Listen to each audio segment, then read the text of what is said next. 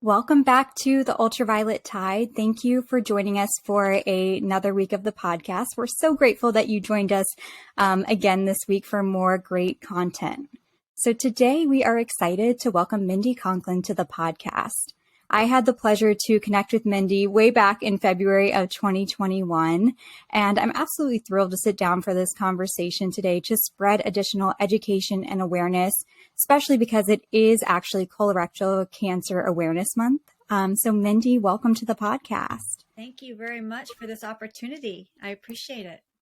We're excited to have you and really talk about a topic that is different from skin cancer, but in some ways it's kind of the same as well. So it's very much the same. And I have a story or two that will help blend the two cancers together, I believe. Yeah, perfect. So first I'm going to give, a brief introduction so the audience can get to know you a little bit more and the work that you do.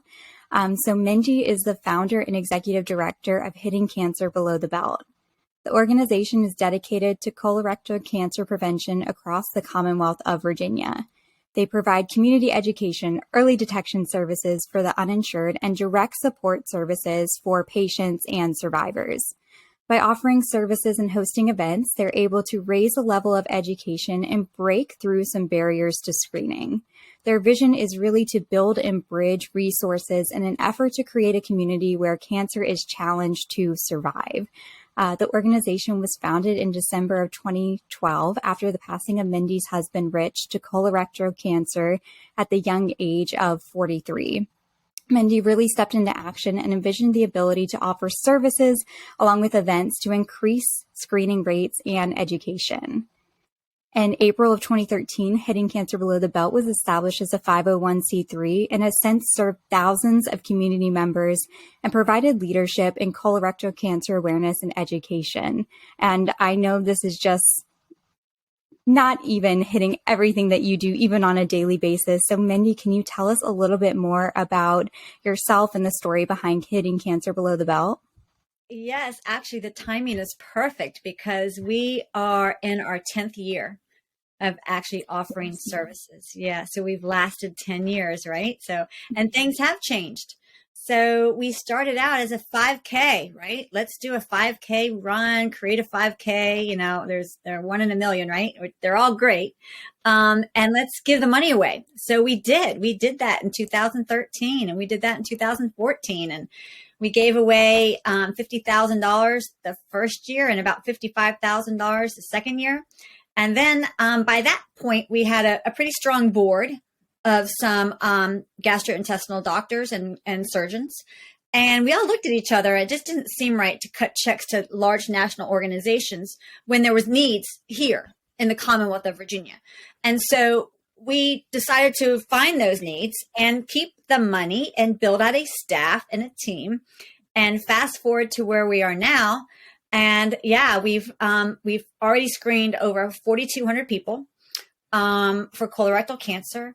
We have a very high return rate. The way we do that is we partner with free clinics and FQHCs. Those are federally qualified health centers across Virginia, those folks who serve the uninsured population. And so those folks, why do we target those folks? Those folks are at high risk for all kinds of illnesses and diseases, including colorectal cancer. And at the same time, the work that we do, then our messages get out to the general population in regards to the importance of screening. But so we try and reduce that barrier, that income barrier immediately with clinics across the area. So right now we fund 10 different medical sites, their colorectal cancer screening program, which they did not have one beforehand. So we feel really good about that. Yeah. So that's what's a large program. And then the support services we offer primarily are nutritional services. And so that's from presentations to the Healing Belly Basket, on-site presentations, Zoom presentations. The Healing Belly Basket is a basket filled of gut-friendly nutrient food items that you can find in your basic grocery store that people might just overlook, right? So that's a pretty popular service as well. And then Third, we offer large education programs. And so I know that we'll talk about the UVA grant in a little bit, but that's really allowing us to expand those educational services that we can talk about in just a little bit. And then lastly, and new, thanks to a VCU grant, we're able to expand our PET project, which is really new. We're just starting it this year, and that stands for provider education and training. And that's going to allow us to go in and do tutorials and updates with the clinics that are our partners. There's a lot of turnover at these free clinics. It's difficult work. It's hard work. And so new staff's coming in all the time, right? And so if the whole clinic doesn't understand that there's this great program there, then they might not get the best results. So we like to go in. We want to start going in more than just when they join with us, but a few times a year to offer them colorectal cancer updates and presentations and resources. So that grant's going to help with that. So yeah, we're busy, and but we need to be. Yeah, I think 10 years, I mean, that's so much progress in 10 years, but I know you're quite like us, where you're like, all right, 10 years down and a whole lifetime to go of education opportunities to really dive into. Yeah, absolutely. And this space, colorectal cancer, is changing quite a bit. We have new testing coming on the scene, potentially blood tests coming down the pipe in the near future. Obviously, we have Cologuard. That's relatively new on the scene. We've always had the in-home screening kits called the FIT, the fecal immunochemical test. That's kind of been on the market for a little bit longer. And then, of course, you've got the colonoscopy, which is the beautiful, beautiful video and picture of your entire colon, which is really important. So, and there's new, there's new bills being addressed, on the legislative side that we need to keep our ear to the ground to. So there's a lot of things that are changing, and the main thing that's changing that I think that your audience needs to know is that colorectal cancer is the second cancer killer, and men and women, it's pretty much equal. This is not an old man's disease. When we say the colon, we're talking about the large intestine, not the small intestine, the large intestine, which is kind of like your gut. Also considered the large bowel.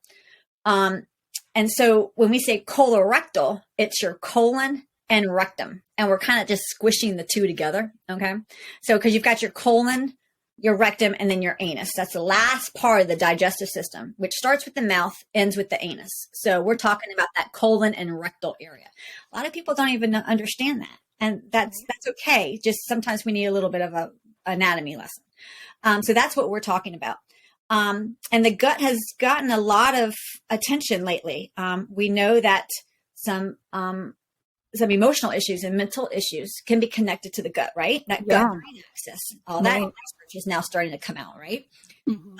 We know that, there are GI issues that cannot be ignored, such as chronic constipation, blood in the stool, thin stools, irregular bowel habits.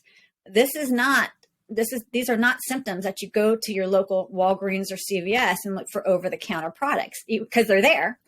You need to be speaking with your doctor about these types of issues, man or woman, at any age.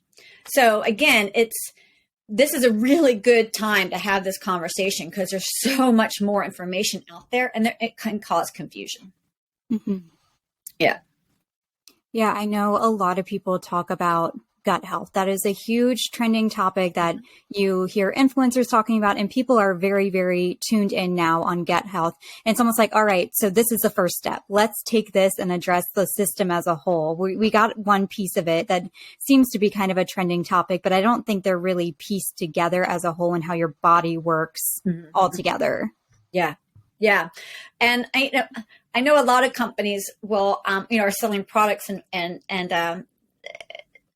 for good intention, right? To create more of the healthy colony within the gut microbiome. And so you've got these probiotics that are on the market, right? And a probiotic is just good guy bacteria that we want living in our gut, right? And then you've got the prebiotics, which is just what the good guy bacteria eat, right? So you've got all of these products out there, but food is conducive to allowing the probiotics and the prebiotics also to thrive, right, in the gut. And so I think sometimes we we forget that just really clean eating, and that just means eating real food, is extremely beneficial. Obviously, not just for overall health, but really beneficial for the gut. Even if you're going through cancer, even if you're going through a skin cancer treatment, a colon cancer treatment, going through treatment is really important to focus on those clean foods to recolonize the gut microbiome. So it's not just about having a flat stomach, right? And making sure that gas and bloating, is something that you don't have to experience, and having that flat stomach. That's all fine when you want to market a product, but it runs a whole lot deeper about the reason why we want to take care of the gut.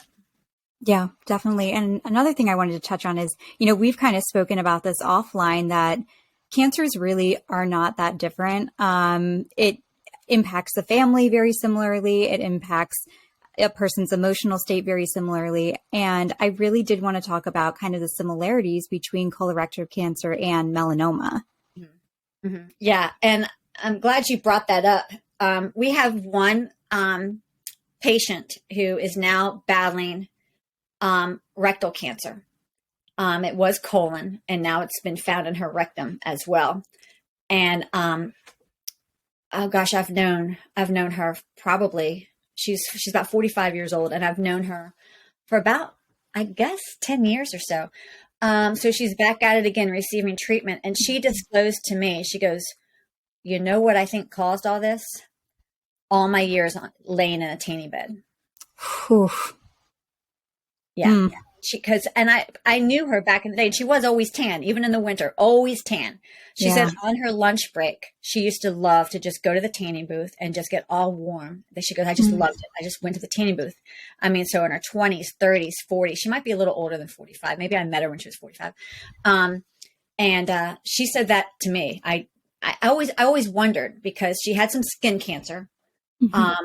She had colon cancer, then skin cancer was found, and now it's in the rectum. Wow. And she's like, I think it was a tanning bed. Yeah. I mean, if you think about it, you've got that area really close to those bulbs, and she was going consistently.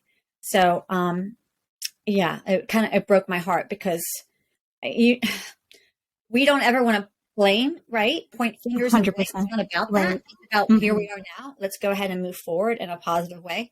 Right.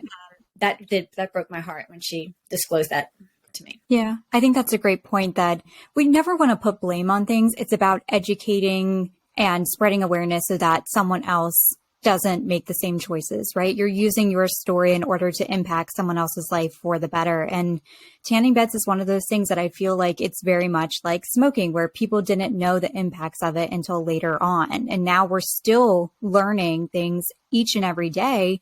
I mean, the story just came out about UV nail dryers.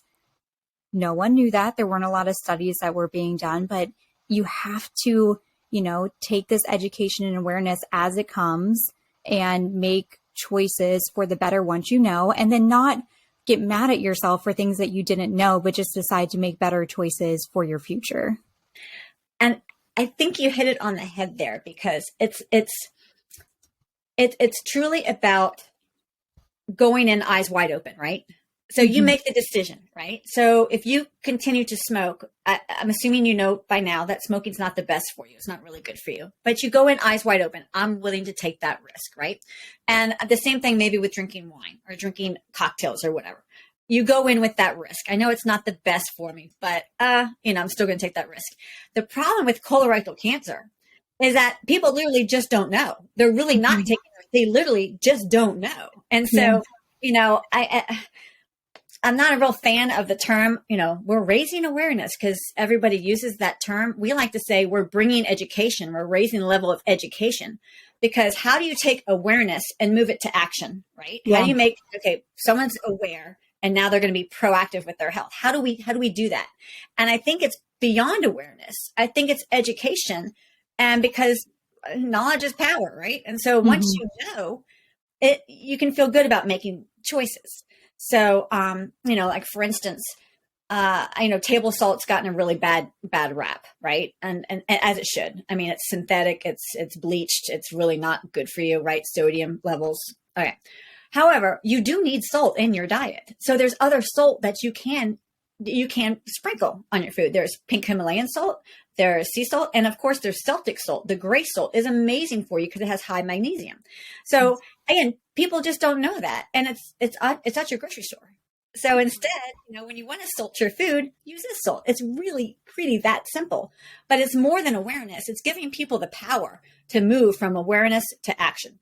And that's where we are in the colorectal cancer space, is that's what has to happen, because I don't think that people really do know. And they say, well, I'm just, I don't care what I eat. Maybe there's some people that say, I don't care, everything causes cancer. Not necessarily. Not necessarily. So, yeah, I think that's such a great distinction is, I feel like that it kind of falls in line with when a catastrophe happens and people are like, our thoughts are with you. And it's like, well, that doesn't do anything. Like, your thoughts are incredible and we're so thankful for it, but that's not creating change. And kind of what you're saying is very similarly, like, yes, awareness is great, but if you're not giving power and education, it doesn't serve as much of a purpose. Yeah. And it's wonderful, but it's still not really driving true to what you want to do. And I feel like sometimes, cancer is not fun to talk about.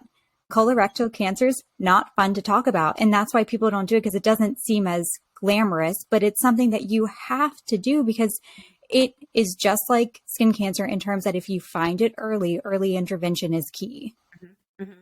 And that silence that surrounds the disease, that's a challenge that a lot of other cancers don't have. Nothing against our breast cancer advocates. Okay. Nothing against them. However, if somebody has breast cancer, right, most likely they tell people, they get support, right? It's a good thing. A lot of money has gone into research. It's fantastic.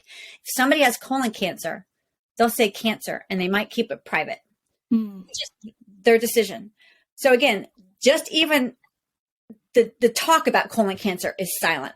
The symptoms can even be silent. I mean, people can go in for a routine screen having no symptoms and a precancerous polyp is found. My son, who's 31, has had 2 precancerous polyps removed at age 31. It's a little scary. He had no symptoms, but since he goes every 3 to 5 years because of his father passing away, it was caught, right? So otherwise, he would have had colon cancer within the next 5, 6, 7 years, right? So you can have a precancerous polyp, even a cancerous polyp, and not have any symptoms. And then if you do have symptoms of a potential GI issue, that doesn't mean that chronic constipation means colon cancer. That's not what we're saying. But it is something that you need to talk to your doctor about. But a lot of times these GI issues, like you said, aren't talked about, right? It's private. Potty time is private time. When we say potty time is no longer private time. You need to talk to, and if you're under the age of 18, you're still living at home, you need to tell your parent. But you need to talk to your provider, your medical provider, that you're having these types of symptoms. And then through that discussion, you can decide together what the best choice is. Is it to screen or is it to monitor it? I don't know. That's between you and your doctor. But you can't stay quiet about it. And then when the patients do talk to their doctor, especially if you're under the age of 45, the screening age has been dropped to 45. The doctors disregard it as well. And this is the American Cancer Society saying this. This isn't our organization. The doctors are disregarding symptoms, especially if the patient is younger. Interesting. And so there is research that shows that if you are under the age of screening age and you have symptoms and you talk to your doctor about it, the actual time of diagnosis is like 273 days. It's a very long time. Wow. But if you're of screening age, the time to diagnosis is within like 2 to 4 weeks. It's a big difference, right? So as you say, early detection is the key to actually like saving lives. Well, that's one reason why we have a lot of folks, unfortunately, who are under the age of 45 that are dying from this disease. Mm-hmm. There's a huge sharp increase of colorectal cancer in folks under the age of 45. Right now, the National Institutes of Health has just pushed out data that shows by 2030, so this is scary, that's in 7 years, by 2030, there's going to be a 90% increase in colorectal cancer in ages 20 to 35. Wow. So that means right now, if you're listening and you have a 12 and 13 and 14-year-old, you need to start having these conversations about clean eating, about gut health, and that sort of thing. It's we're not trying to sound the alarm but it is alarming. It's alarming. This is reminding me a lot of our conversation with Marianne, Bannister from the Claire Marie Foundation, Snigdha, and when she was talking about her daughter had melanoma when she was very young, so in her adolescent, young adult years, and doctors didn't know what it was because they kept saying it can't be melanoma because I think at that time she was 14. It can't be melanoma. And I feel like I'm hearing something very similar. Snigdha, are you getting the same as well? Yeah. And I think it's really sad because obviously Marianne's daughter deserved better. I think at the time, the way Marianne was telling the story was that she had a scar on her ankle because she was very active in whatever sport she was playing. And she went to show it to the doctor, and the doctor was like, it's just a scar. She's always been active. Why are you so concerned? She's a kid. She's a teenager. She's meant to be active and out and about in the world and stuff like that. And I was like, no way. No way. Like, you can't tell me that a parent went up to a doctor and said, this is causing concern. Check it out. Mm-hmm. And it wasn't until years later that I think they actually got a final diagnosis, which is horrible. And to think that even more people in our age group are going to be diagnosed with this, and only if they go to get it checked. Mm-hmm. Right. If you just continue to live with it, I mean, you're just not going to know. So it's unbelievable. Yeah. That's why we at Hitting Cancer Below the Belt, we really encourage folks that if you have GI issues at any age, it is not the time to be silent about that.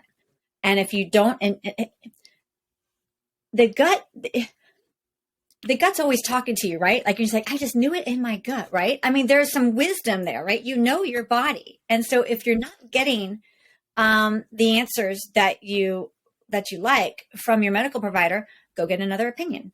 And I know it's easier said than done because everyone's so busy, and that's another doctor's appointment that you have to make. But I'm highly encouraging you all to make those extra efforts because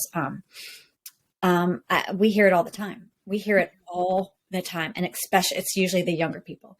I just got off the phone right before I jumped on the line with you all with a woman who works for Colon Town, which is a fantastic organization, online support group, clinical trials, and they do great work. You can look them up, Colon Town, and there's different neighborhoods, if you will. Like there's a clinical trial neighborhood. There's a under the age of 18 with colorectal cancer neighborhood, and unfortunately, there's a lot of people in that neighborhood. And again, she lost her 18-year-old to colorectal cancer. Right. So 18. And she's always telling me, she's like, yeah, just got another 13-year-old involved. So this is not an old man's disease. And again, I'm not trying to stoke fear, but I am just trying to alert people that we need to pay attention to what our body's telling us. Yeah. And I want to get back to kind of the family history component that we were talking about before, how the screening age is 45, but your son at 31 was already able to be screened. And was that due to family history and telling his doctor about that family history? Yes. He started when he was 19 or 20. Okay. His father, the traditional medicine community is going to tell you that for family history, you go back 10 years from when your immediate family member was diagnosed. So that Rich was diagnosed at 41. So that meant that my children should have started screening at age 31, right? Well, at age 41, when he was diagnosed, Rich, my late husband, was stage 4. So he had not only a tumor in his colon, and he was caked in the whole peritoneal cavity, he also had 9 tumors on his liver. It had spread. So you can't tell me that tumor just developed overnight. Right. That tumor had been there for a very, very long time. So that tumor, just in this colon, colon cancer is a relatively slow growing cancer, was there for at least 8-9 years. So I went back from 41 to like 31, 32. Rich probably had a cancerous polyp, in his early 30s, maybe even age 30. So, but it wasn't diagnosed. It wasn't caught, obviously. So I went back 10 years from that. That's 20. So I started my kids getting a colonoscopy at age 20. So again, I think there's a nuance, right? Everyone's different. I think you have to meet people where they are. So if Rich was diagnosed at age 41 at stage 1, then we would have gone back 10 years. Mm-hmm. But it was stage 4. That cancer had been in him for a very long time. Right. So I didn't really have too many problems sharing my math with the GI docs and whatnot. So both my children started when they were 20, and they go every 5 years. Christian, I believe, now needs to go every 3 years because he had those 2 precancerous polyps removed. But with colorectal cancer, it's about 30% genetic. So it's not, it's primarily lifestyle and actually where you live. Also, yeah, your zip code, I'm sure that you guys are aware of this. Your zip code can actually tell you your overall well-being. Yeah, that's a part of the social determinants of health, unfortunately. Yeah. So we throw in not just lifestyle, we actually throw in what's your zip code? Where do you live? Yeah. Interesting. Yeah. Interesting. Well, another thing I really wanted to tie in is not only is it Colorectal Cancer Awareness Month, but it's also Women's History Month. Yeah. And I know we said that it's the second cancer killer for both men and women, but I did want to highlight some additional statistics specifically for women, because I know that's a lot of our audience that's listening right now. And I think I saw that, and please correct me, I think I saw that 1 in 23 women have a lifetime risk of developing colorectal cancer. Is that kind of in line with what you see as well? Yeah, I think the last data I saw was 2020 through the American Cancer Society. It was 1 in 25. I can go back and check that. I think it's most recently 1 in 25, but it could be 1 in 23. I'm not quite sure, but that's still not a great stat, right? However, again, I think the women primarily are the ones not only to take care of their family, they take care of their husbands. I think they take care of themselves last. Yeah. So, as you are, if you do have a partner or if you are married, I'm assuming you probably are the one scheduling the dentist appointments for your kids if you have children, or, asking your husband, when's the last time you had a checkup? Or, aren't you over 40? Do you need to get your PSA done? You're probably asking them these things, right? I encourage you to turn those same questions on yourself, right? And make time for yourself as well, too, because, again, when men and women, the cohort is one together, it's the second cancer killer in our country. All right. Separately, if you just look at women only, it's the third. All right. So it's lung, breast, and then colon. If it's just, we're looking at women, third cause of cancer death. And it's third for men, lung, prostate, and then colon. But when they put the men and women together, it's the second. So I just want to distinguish that, because sometimes it gets confusing. But when the cohorts are together, it's the second cancer related death. Gotcha. And going off that as well, I know talking about women in the family doing the schedules and everything. Funny story, and I'll cut this out as to not embarrass my dad, but we were at a family dinner. They came up to DC to see my entire family a couple weeks ago. And my dad proudly at the table turned to my mom and exclaimed, "Oh, my colonoscopy was scheduled. Can you put it on the calendar?" And he got embarrassed. And I was like, "No, thank you for taking care of yourself. I'm so proud of you. That's not embarrassing." Yeah. We have these conversations all the time. But again, this is the business, right, that we're in. And it is kind of interesting when we do our on-site and online presentations, online during the pandemic, obviously. We do lunch and learns. So people are eating lunch, and that doesn't stop us from going, through the GI symptoms, not to ignore, right? So we go right there, and we do preface it and say, we are going to be talking about poop and stool and, and colonoscopy. We're not going to be talking about this. So just letting y'all know as you're eating your lunch, because that is something that I think we also have to deal with too, is there's some cultural differences. So there's certain cultures that definitely are not going to be talking about this part of the body at all. And especially what goes behind closed doors in the bathroom. And so you have to respect that. So it is interesting when we're out in the basic community, how we meet everybody, where they are. It's kind of the stages of change, and also that the readiness for change. You really do have to assess where they are, because if you go too far, they're going to tune you out. Mm-hmm. You want to make sure that you meet people where they're at, because this is not easy for folks to talk about. So kind of going off that, that education program that you were talking about, you all just recently received a grant from the UVA Cancer Center to assist with that education program. And I believe I read that it will extend travel further than the Commonwealth. Is that correct? We're going to stay in the state of Virginia, but it's helping us get into more of the rural areas. So Wise County, hopefully Danville. I wouldn't say Albemarle is a rural, but kind of up in that area. I'm hoping to get to more of that, again, that Harrisonburg area as well. Up northern part of 81.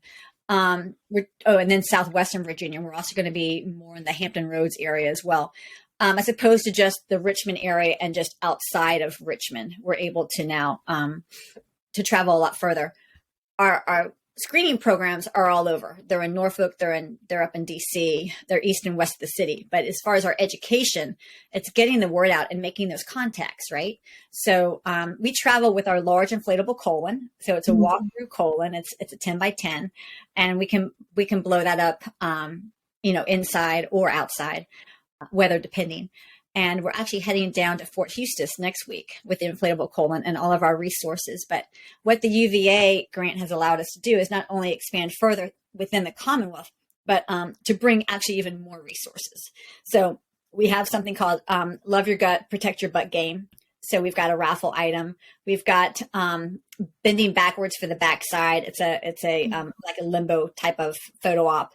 We have bouncy butt games. So we can offer all kinds of other things depending on, what piques people's interest, right? And, some kids might like to bounce on the bouncy butt ball a little bit as their parents talk to us, right? So anything that makes it more friendly and fun and entertaining to talk about, an issue that is usually not lunch or dinner conversation. That's so clever. I love those ideas. Those titles get me laughing. It's sometimes we have to approach people with humor. Uh-huh. And I have to tell you, most of the survivors that we work with, sitting back and just listening to their stories, they find a lot of humor in healing. There's a lot of humor and a lot of laughs when they're grouped together about their experiences. Not saying that it's funny to go through, but when you're commiserating with other folks and whatnot, I think bringing in some laughs can really aid in healing. Yeah, absolutely. You guys are always super creative in the ways that you get people involved. I mean, I know you mentioned that you started with the 5K. Is that the Boxer Brief 5K, or was this a different 5K at that time? Yeah, that's the Boxer Brief 5K. And it's every year. It's 2 weeks after Memorial Day weekend every year. So coming up in 2023, it's June 10th. And we're at Richmond City Stadium, which is where our hometown professional soccer team plays. So it's right in the heart of Richmond, Virginia. We do have a virtual component. And so we have had folks from Dublin and Belgium and Switzerland and Ireland, it's Canada. We've had a lot of folks participate kind of all over the world. But I will tell you, it's primarily team oriented. We have 78% of the participants are signed up on teams. Because unfortunately, there's a lot of folks that are challenged with the disease or have passed or they're survivors. And this gives them a really great opportunity to come and celebrate life and honor those folks that aren't with us anymore. Yeah, that's a wonderful opportunity. And I think I also saw that you were doing a TP challenge. Is that correct? Yes, that's something new this year. So we'll do it every March. So we'll do it next year. Hopefully we'll do it better, but we just kicked it off. But, if you remember TPing as a kid, then you're probably getting close to, getting screened for colorectal cancer at age 45.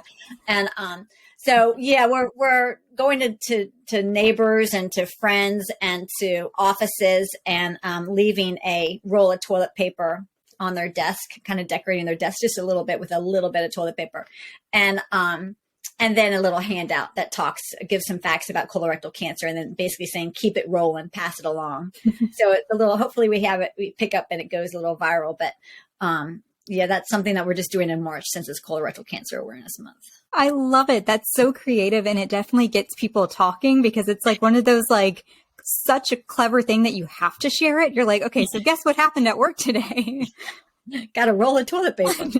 And yeah, you can use it too. So there you go, right? It's a good thing. It's a gift. Cool. Yeah, very practical. It's true. Well, perfect. And what we'll do is in the show notes, we'll link the Boxer Brief 5K. So if anyone's in the Richmond area or wants to participate virtually, we'll make sure they have that link and then link to your website and everything as well. But Mindy, thank you so much for your time and for this conversation. And hopefully it's just the start of our conversations about this topic and how we can continue spreading education on colorectal cancer. Thank you, Erica. Thank you, Snigdha, so much. I really appreciate it.